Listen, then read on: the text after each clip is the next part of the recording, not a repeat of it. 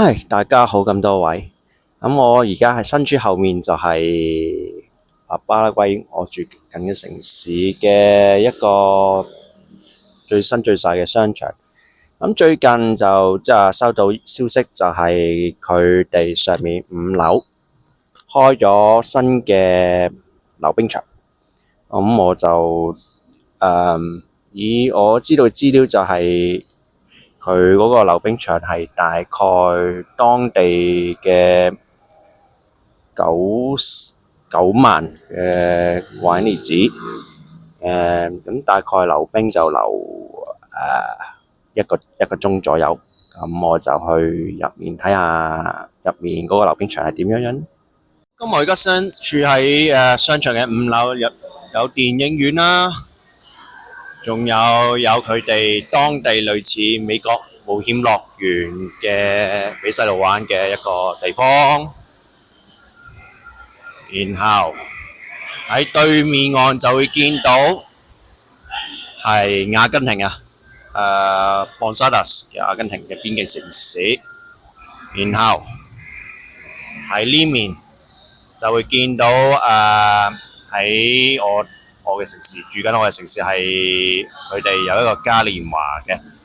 咁今晚就會係呢年最後一場嘅嘉年華。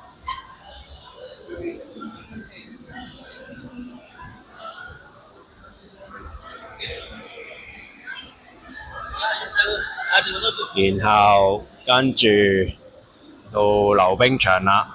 哇！不過睇佢好似好多人飲喎，啊！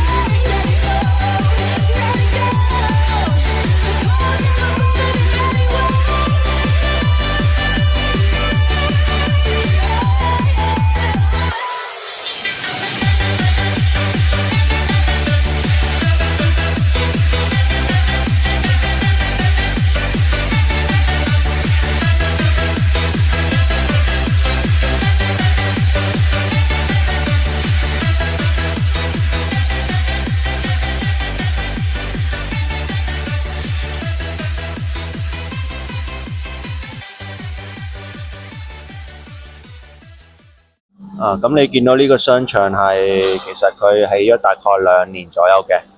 咁呢個之前個片段你都見到嗰個溜冰場係啱啱起嘅。咁另外佢再喺隔離嗰度再開咗個類似美國冒險樂園嘅一個兒童遊樂場。其實我上一次嚟嘅時候係舊年舊年左右嚟，嗰陣時都係唔係咁多鋪頭同商店同埋餐廳，但係今年呢，佢又開始就多咗好多唔同嘅商店同埋其他設施。